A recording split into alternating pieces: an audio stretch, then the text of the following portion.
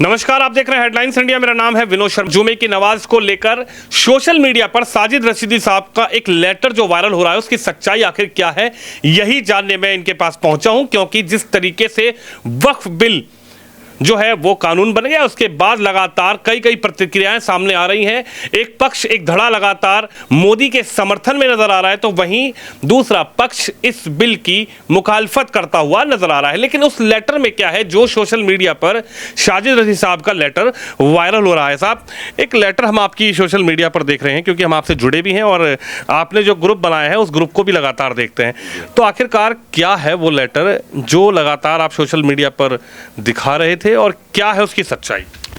देखिए, मैं आपको बताऊं जी वक्फ बिल जो आ गया है वो एक कानून बन चुका है अब। जी उसके लिए एक रास्ता है कि आप सुप्रीम कोर्ट जाइए, चुनौती दीजिए, या दूसरा रास्ता है साइलेंस प्रोटेस्ट कीजिए, जंतर मंतर पे बैठिए अपने लोगों के साथ में, वो भी एक रास्ता है।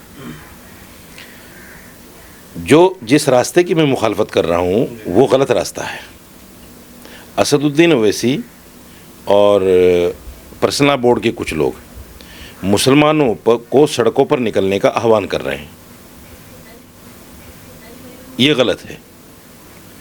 क्योंकि मुसलमान जब सड़कों पे निकलेगा, हमने देखा है, हम आज से नहीं देख रहे हैं, बहुत ज़माने से देख रहे हैं, मुसलमान जब निकलते हैं तो उनको पत्थरबाज कह दिया जाता है, दहशतगर्द कह दिया जाता है, आतंकवादी कह दिया जाता है, और न जाने क्या क्या कह दिया जाता है, और उनके ऊपर केसेस लगते हैं, उनको जेल में डाल दिया जाता है। वो बच्चे जो प्रोटेस्ट करते हैं उनके पीछे कोई देखने वाला नहीं होता। अगर शादीशुदा हैं तो उनके बच्चे भूखे मरते हैं, उनको कोई पूछने वाला नहीं होता। हमने शाहीन बाग को भी देखा है। शाहीन बाग के बाद में जितने भी लोग आज जेल में हैं उनका कोई पुरसाने हाल नहीं है। उनके बच्चों की पढ़ाई कैसी हो रही है, उनको खाना कैसे मिल रहा है, वकील की फ़ीस कहाँ से जा रही है, इसका कोई पूछने वाला नहीं है। ये सब जितने बड़े मगरमच्छ हैं सब उकसाकर भड़काकर सड़कों पर ला देते हैं मुसलमानों को, और फिर खामोश एसी में बैठ जाते हैं, कोई उनको पूछने वाला नहीं होता। तो इसलिए मैंने वो लेटर जो है दिखाया कि देखो, ये पर्सनल बोर्ड की तरफ से एक एडवाइजरी जारी हुई कि इस बिल की मुखालफत करनी है हर हाल में, और मस्जिदों में इमामों को कहा गया कि आप इसके बारे में बाकायदा बयान करो, बाकायदा इसके बारे में लोगों को बताओ और सड़कों पर निकलने के लिए तैयार करो। मैं इसकी मुखालफत में हूँ, मैं नहीं चाहता कि ऐसा हो। यानी आपके जो लेटर आप दिखा रहे हैं, ये जिस पर लिखा है वक्फ अमेंडमेंट एक्ट 2025, उर्दू में भी मैं कहूँगा कि उर्दू में भी लिखा है, 11 अप्रैल आज की लिखा है खिताब जुमा, यानी जुमे में ये बोलना है, इमामों को बोला है कि जुमे में ये बोलना है। और ये देखिए, all India Muslim personal board official ये इस पर जारी हुआ है, और ये पूरा लेटर है। ये देखिए, ये यहाँ से शुरू है, उर्दू में है बाकायदा, क्योंकि इमाम ज़्यादातर उर्दू पढ़ते हैं। ये पूरा लेटर है। इसमें जो है कई चीज़ें ऐसी हैं जो वक्फ बिल को में हैं, उनकी मुखालफत में ये सारी चीज़ें बताई गई हैं कि किससे क्या हो सकता है। ये देखिए, social media desk all India Muslim personal board, और ये उनका नंबर है। साहब, आपने तो पढ़ा होगा, क्योंकि आप तो स्कॉलर हैं, आप तो मुस्लिम ज्ञाता हैं, जानकार हैं। इसमें ऐसा क्या लिखा है जिसको आपको लगा, क्योंकि आप हर मुद्दे पर अपनी राय रखते हैं, बेबाक राय रखते हैं, लेकिन इसमें ऐसा आपको क्या लगा कि साहब इसमें जो लिखा गया है, जो मुझे एज ए इमाम, एज ए मुस्लिम स्कॉलर आपको कहा जा रहा है कि साहब इन लोगों को ये बताइए, ये समझाइए, आपको ऐसा क्या गलत इसमें लगा? देखिए, ये असल चीज़ों पर बात ही नहीं करना चाहते। असल बात तो ये है, मैं आपको एक असलियत बताता हूँ बोर्ड की। 1970 में जो गज़ट बना, गज़ट बनने के बाद सरकार ने वो ज़मीनें वक्फ बोर्ड को हैंडओवर कर दी। वक्फ बोर्ड भी सरकार का, यानी उसका चेयरमैन सरकार का, उसके मेंबर सरकार के, उसके जितने अफसरान हैं वो सारे सरकार के। मुसलमान उसमें, नाम के मुसलमान हैं वो, लेकिन हैं सब सरकार के आदमी। जिस आदमी को सरकार चेयरमैन बनाएगी वो क्या सरकार के मुखालिफ जा सकता है? नहीं जा सकता। जो सरकार कहेगी वो उसको करना पड़ेगा। अब मैं आपको एक चीज़ दिखाता हूँ, ये कांग्रेस सरकार के ज़माने की है। ये देखिए, ये एक लिस्ट है, इसमें आप देखिए क्या लिखा हुआ है, Delhi Waqf board, government of NCT of Delhi, ये उसका एड्रेस है। नीचे लिखा है list of waqf properties under encroachment by DDA. ये वो प्रॉपर्टीज़ हैं जो डीडीए ने इंक्रोचमेंट कर रखा है। ये वो प्रॉपर्टीज़ हैं जो 1970 के गजट में सरकार ने वक्फ बोर्ड को दे दी थी कि ये आपकी प्रॉपर्टी है। ये देखिए, ये सब डीडीए के अंडर में है, ये सब डीडीए के अंडर में है यहाँ तक। अब आगे जाइए आप, देखिए रेलवे और आपका एमसीडी, एनडीएमसी, डीटीसी, ये सब गवर्नमेंट और उसकी एजेंसी हैं, ये सब उनके पास है। एएसआई के पास भी हैं। अच्छा, दूसरी ये है कि ये प्रॉपर्टी मामूली प्रॉपर्टी नहीं है। आप देखिए, इसमें सबसे पहले जो है 29 बीघा लिखा है, 29 बीघा 15 बिस्वा, 1 बीघा 1 बिस्वा, 5 बीघा 1 बीघा, और इसके अलावा आप देखेंगे 16 बिस्वा 1 बीघा, 13 बीघा, ये देखिए 13 बीघा, 3 बीघा, ये 27 बीघा, देखिए 27, 5 बीघा, 16 बिस्वा, 6 बीघा। ये टोटल जब मैंने इसको काउंट किया तो ये 250 बीघा ज़मीन होती है। कितनी ज़मीन? 250 बीघा। दिल्ली के अंदर 250 बीघे ज़मीन कांग्रेस ने अपनी सरकार के रहते हुए वक्फ बोर्ड से छीन ली। इनमें से कोई नहीं बोला। ये जो जितने आज शोर मचा रहे हैं कि सरकार हमारी प्रॉपर्टी छीन लेगी, सरकार हमारी जगह छीन ले, ये सारी तो छीनी हुई है। आपने क्यों प्रोटेस्ट नहीं किया भाई? आप क्यों जंतर मंतर पे नहीं बैठे? आपने क्यों जुमा की नमाज में इमामों को नहीं कहा कि इसके खिलाफ प्रोटेस्ट करो? इसलिए कि वो कांग्रेस सरकार थी।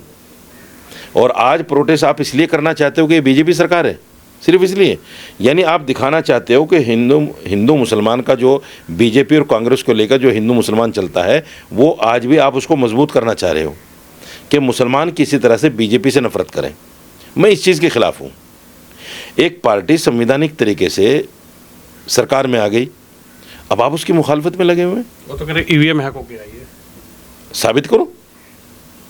ईवीएम हैक होके आई है तो साबित करो। उसके लिए कोर्ट रास्ता है, उसके लिए कानून है, उसके लिए आप सड़क पे जाके थोड़ा। बीजेपी तो गड़बड़ से सरकार बनाती है।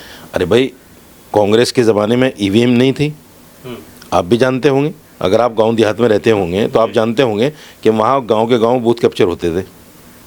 याद है आपको? गांव के गांव बूथ कैप्चर होते थे। ये ईवीएम हैक करना और बूथ कैप्चरिंग करना एक ही तो बात है।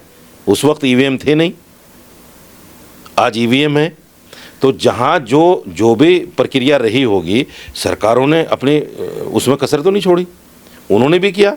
आज इनके पास ये है, तो अगर इन्होंने ये भी कर लिया तो आप इसको प्रूव करो ना कोर्ट के अंदर जाकर कि भाई ईवीएम गलत। अच्छा, ईवीएम को लाने वाला कौन है? कांग्रेस ही तो है ईवीएम को लाने वाली। चलिए, हम सवाल पर वापस आते हैं। ईवीएम का एक मुद्दा अलग है, लेकिन सवाल यह है कि आप भी आज नमाज़ पढ़ने गए थे। मैं आया तो आप तैयार होते नमाज़ पढ़ने जा रहे थे। आप नमाज़ पढ़ने गए, वहाँ तमाम लोग भी अंदर होंगे।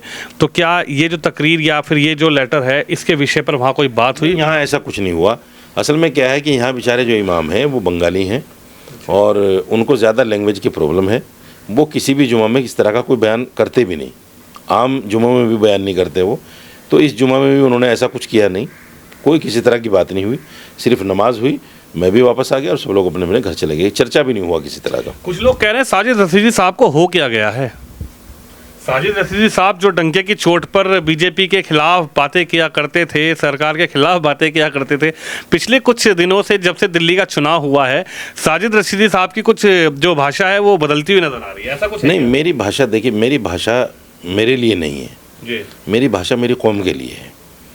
मैं अपने समाज को सड़कों पर मरता हुआ नहीं देखना चाहता। मैं अपने समाज को सिर्फ एक पार्टी से पूरी ज़िंदगी लड़ते हुए नहीं देखना चाहता। हमारे लिए रास्ते बहुत हैं जी। हम किसी पार्टी से क्यों लड़ें? हम अपनी एजुकेशन पे ध्यान दें, हम अपने कारोबार पे ध्यान दें। तो उनका कहना तो ये पार्टी ही तो नुकसान कर रही है, नुकसान तो बीजेपी कर रही है मुसलमानों का, तो बीजेपी से लड़ेंगे मुसलमान? नहीं। भाई ओवैसी साहब क्या कह रहे हैं, जमीयत उलेमा हिंद क्या कर रही है, ऑल इंडिया मसला परिषद लो बोर्ड क्या कह रहा है कि मुसलमानों को टारगेट बनाया जा रहा है। तो मुसलमान लड़े तो कहाँ जाके लड़े? ओवैसी तो देश में दंगा कराना चाहता है। आप बहुत बड़ी बात बोल रहे हैं। ओवैसी का मंशा तो कुछ और है। ओवैसी का मंशा ये है कि देश में हिंदू मुस्लिम राइट हों, और छोटे मोटे नहीं, एक आध जगह नहीं, पूरे देश में हिंदू मुस्लिम राइट हों। और फिर मुझे खड़े होकर ये कहने का मौका मिल जाए कि देखो यहाँ मुसलमान सेफ़ नहीं है, इसलिए हमें अपना अलग मुल्क दे दो।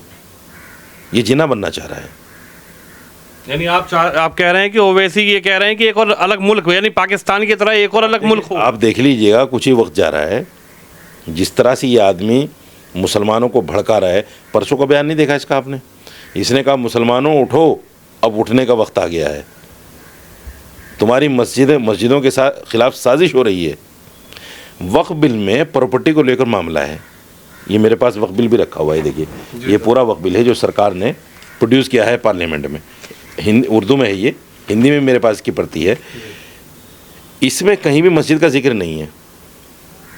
और वैसे क्या कह रहे हैं, मस्जिदों के खिलाफ साजिश हो रही है, यानी मुसलमानों को भड़काना।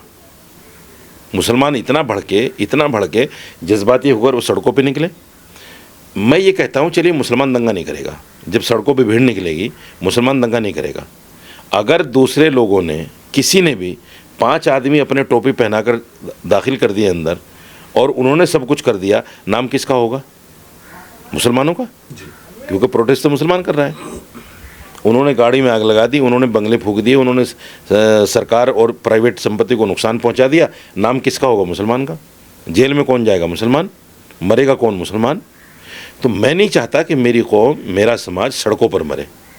मैं ये चाहता हूँ मेरा समाज इतना जागरूक हो जाए कि वो इन चीज़ों पे ध्यान न दे। इसके लिए कोर्ट है भाई, एक कानून बन गया, राष्ट्रपति ने उस पर मोहर लगा दी कि हाँ ये कानून बन गया। अब इसके लिए कोर्ट रास्ता है। पर्सनल लॉ बोर्ड भी कोर्ट में चला गया, असदुद्दीन अवैसी भी कोर्ट में चला गया, कांग्रेस भी कोर्ट में चली गई, समाजवादी भी कोर्ट में, यानी 12 पार्टियां हैं जो कोर्ट में इसके खिलाफ गई हैं। 12 पार्टियां, ऑर्गेनाइजेशन और सियासी पार्टियां। जब आप लोग कोर्ट में चले गए तो सड़कों पर प्रोटेस्ट का क्या मतलब है भाई? एक काम करोगे ना, या तो सड़कों पर प्रोटेस्ट करोगे या कोर्ट जाओगे। आप कोर्ट भी चले गए, 15 अप्रैल की आपको डेट भी मिल गई कि शायद 15 अप्रैल में सुनवाई हो जाए उसकी, और फिर भी आप सड़कों पर मुसलमानों को लाने की बात कर रहे हैं। तो कहा तो जा रहा सीए जैसे आंदोलन हुआ था, एनआरसी का आंदोलन हुआ था, शाहीन बाग की तरफ पे करेंगे आंदोलन। सीए का मैंने बता दिया ना, सीए का जो आंदोलन हुआ, देखिए मैं भी उस कानून के खिलाफ था। सीए का जो आंदोलन हुआ, ठीक आंदोलन हुआ, तो लेकिन हुआ तो सड़कों पर ही। लेकिन आंदोलन करने के बाद जितने प्रमुख चेहरे थे कहाँ हैं वो आज? सारे जेल में हैं। मैं वही तो कह रहा हूँ ना, मेरा रोना वही है कि आप जज्बाती बनाकर मुसलमान को सड़कों पर तो ला सकते हो, लेकिन सड़कों पर आने के बाद उनके साथ जो कुछ होगा उसका जिम्मेदार कौन होगा? अब कुछ लोग आप पर आरोप लगाएंगे, कहेंगे कि आप आंदोलन नहीं करने देते। नहीं, शादी रसीदी आंदोलन नहीं चाहते करना। मैं ये कहता हूँ Asaduddin Owaisi, personal law board के लोग, जमीयत के लोग और जितनी भी पार्टियां हैं ये कोर्ट जाने वाली, ये सब के सब जंतर मंतर पे बैठ जाएं, आके बैठे दरी बिछा के, एसी में बैठ के बयान क्यों दे रहे हैं? लोग सड़कों पे निकले मरने के लिए और तुम एसी में बैठे हो। अगर तुम्हें प्रोटेस्ट करना है तो जंतर मंतर पे आके बैठो ना। आप जंतर मंतर पे आए 17 मार्च में, पब्लिक आपके साथ आई, शांति के साथ सब कुछ हो गया। ठीक है, मैं भी मानता हूँ कि ऐसा प्रोटेस्ट करना संवैधानिक अधिकार है, कीजिए आप एसी में बैठकर लोगों से कहें कि साहब सड़कों पे निकलो। क्या हुआ मुर्शिदाबाद में? लोगों ने गाड़ियां जलाई, फसाद हुआ। मणिपुर में क्या हुआ? एक एमपी का घर जला दिया, बीजेपी के एमपी का। यही होगा अगर आप पब्लिक को बगैर देख रेख के छोड़ दोगे ऐसे ही, कोई उनका अगवाकार नहीं होगा, कोई इनका देखने वाला नहीं होगा, तो वो क्या करेंगे? वो यही करेंगे। एक आखिरी सवाल आपसे यह है, आपने ये जो भी खुलासा आपने किया है इस लेटर के द्वारा, इस लेटर के से यूपी में आज पुलिस बहुत अलर्ट रही। यूपी में योगी आदित्यनाथ हैं, उनकी सरकार है, और आज जैसे जुमा था और जिस तरीके से जो लेटर आपने दिखाया कि all India Muslim personal law board हो या फिर जमीयत के लोग हों, यूपी से एक बड़ा व्यवस्था उनकी चलती है, उत्तर प्रदेश से तमाम लोग वहाँ से चलते हैं। आज उत्तर प्रदेश में योगी सरकार है और योगी सरकार की जो पुलिस थी आज पूरी अलर्ट रही। क्या कहेंगे यूपी और खासकर योगी के बारे में आप क्या सोचते हैं? लॉ एंड ऑर्डर की अगर बात करें, देखिए लॉ एंड ऑर्डर का जो मसला है वो सरकार के हाथ में होता है। लॉ एंड ऑर्डर के बारे में मैं इतना संतुष्ट हूँ बीजेपी सरकार को लेकर। आपने देखा होगा, गांव देहात से ताल्लुक़ है आपका भी, 6 बजे के बाद 7 बजे के बाद जब अंधेरा शुरू हो जाता था तो रास्ते लूटते थे। आप योगी सरकार की बात कर रहे हैं? यूपी में मैं बात कर रहा हूँ ना आपसे, मैं आपसे उसी की बात कर रहा हूँ। 6-7 बजे के बाद रास्ते लूटते थे, आपको भी पता है। गांव देहात में अक्सर रास्ते लूटते थे। कोई शहर से चला गया गांव में या गांव से आ गया शहर में, तो रास्ते में वो सेफ नहीं जाता था, रास्ते लूटते थे। आज वो रास्ते नहीं लूटते। लोगों के घरों में डकैतियाँ होती थी, चोरियाँ होती थी, ब्रोकरी करते थे लोग, पैसा मांगते थे फ़ोन पे, सब कुछ होता था। आज हो रहा है क्या? बताओ आप मुझे। अच्छा, इसमें मुस्लिम बच्चे भी थे, इस काम में मुस्लिम बच्चे भी थे, और मैं तो ये कहता हूँ कि ज़्यादा मुस्लिम थे, हिंदू कम थे। आज वो बच्चे कहाँ हैं?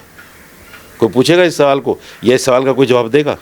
आज वो बच्चे बुरा काम छोड़ के, गलत लाइन छोड़ के अपने काम पे लगे हुए हैं। तो आपका कहने का अर्थ है कि योगी सरकार ने मुस्लिमों के बच्चों को एक सही रास्ता दिखा दिया, या जिसको भी जो भी देखिए, कार्य करते थे। मैं ये नहीं कहता कि योगी ने सीधा रास्ता दिखा दिया, मैं ये कह रहा हूँ योगी सरकार की वजह से वो बच्चे सही लाइन पे आ गए।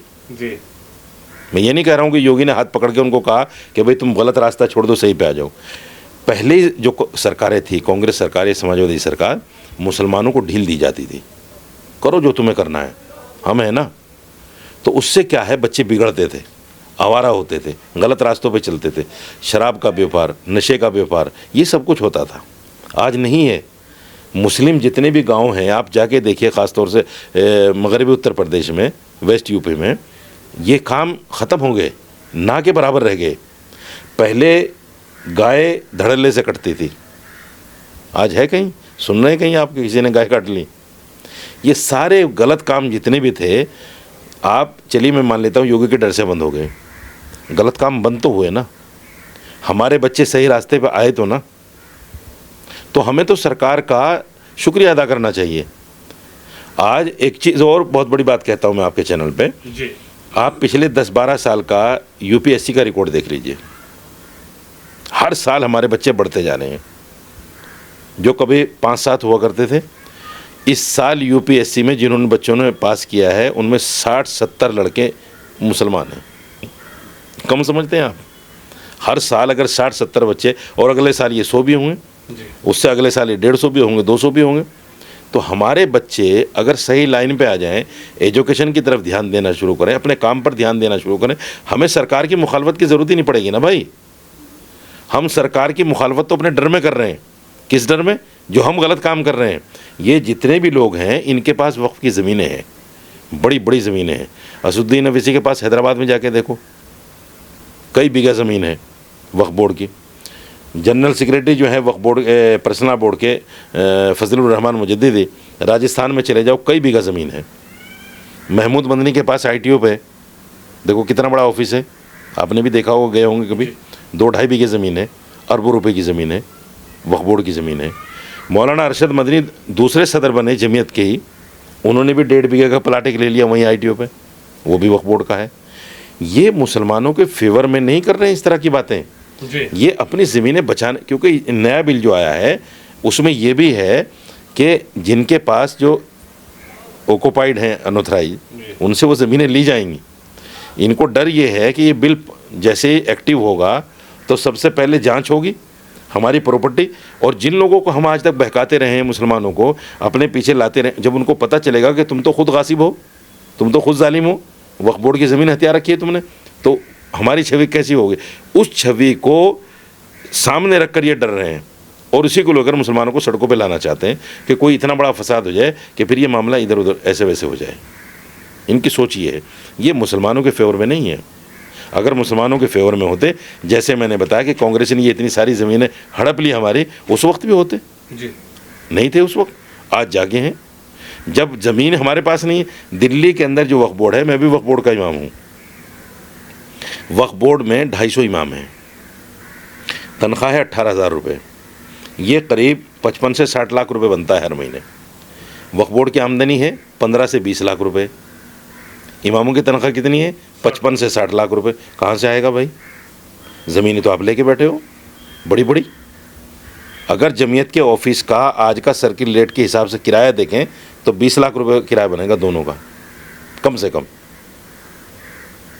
तो ये सारी चीज़ें कौन सोचेगा जी? अगर आप ईमानदार हैं तो आप बाहर निकलो और कहो कि भाई हमारे पास भी ज़मीनें हैं वक्फ बोर्ड की, हम आज से सर्किल रेट के हिसाब से किराया देंगे। पहले अपने आप से अच्छाई तो शुरू करो। आप गवर्नमेंट को चोर बता रहे हो, चोरी खुद कर रखी है तुमने। तुम पहले अपनी चोरी को सामने लाओ कि हाँ हमने चोरी करी थी, चलो हमारी गलती है, लेकिन आज से हम किराया देंगे सर्किलेट के हिसाब से। फिर देखो मैं भी आपके साथ खड़ा हो जाऊंगा। लेकिन आप खुद चोर हो, आप खुद जालिम हो, खुद गासिब हो वक्फ बोर्ड की ज़मीनों के, और सरकार से कह रहे हो सरकार चुरा। सरकार के पास बचा क्या है चुराने के लिए? अब वक्फ बोर्ड के पास सिर्फ वो ज़मीनें हैं, या तो मस्जिदें हैं या दरगाहें हैं।